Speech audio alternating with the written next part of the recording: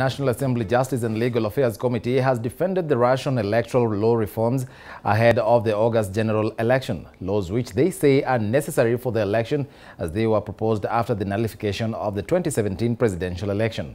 This is after the European Mission Election Observer Mission Group met members in Parliament, raising question on the introduction of bills touching on election during the electioneering period. When they take office as commissioners.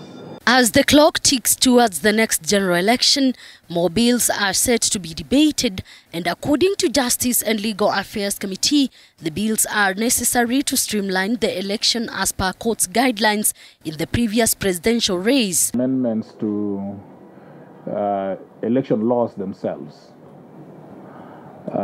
Just as I've told you, because of judicial interpretation and so on, we have had to take a review of all those laws and see how then we can reform them to meet the requirements of the Constitution and to serve the people in a better way.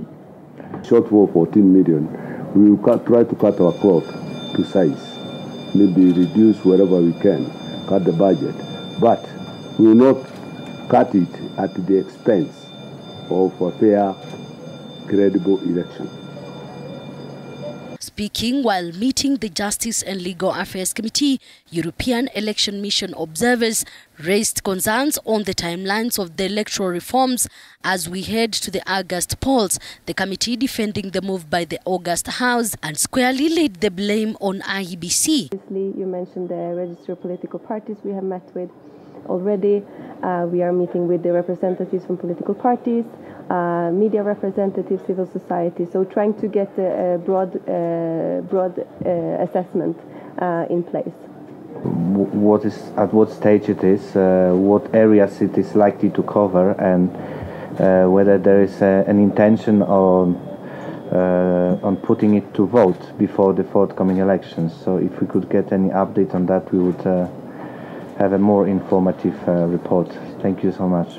In my view, even if amendment to electoral legislation is well-intentioned, but if it comes too close to elections, people view that with suspicion. As my colleague said, even as we speak with you now, there are amendments on the floor of Parliament.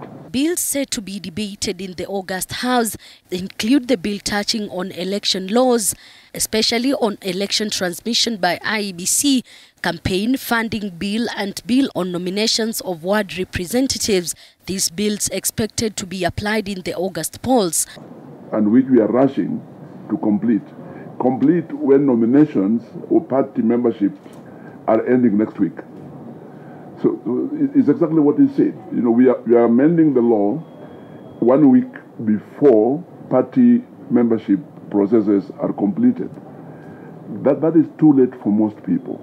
And I think it's a responsibility that we share with IBC as members of this committee, so that next time we don't have to have these amendments coming too close.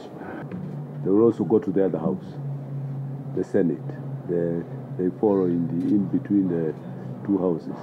And if they fail to agree, then they go for mediation between the two houses. However, women MPs lamented the lack of level playing field in the Kenyan space when it comes to elections and campaigns, hence the failure to enforce the 2/3 gender rule in Parliament. You can imagine, since I was elected in 2017, I have worked in the Ministry of Interior and Security, meeting the minister himself, the PS himself, the officers, even lobbying for my security vehicles. To see party leaders giving to women candidates some of their strong, some of the constituencies in their stronghold. The way the government of Kenya is treating women in politics. Our cabinet secretary in charge of security, Mr. Matiang'i, has many times come up in public and promised to defend the political space of women by providing adequate security for women in campaigns. He has promised not once, not twice. We have records, but nothing happens. Elizabeth Mutuko, TV 47 Nairobi.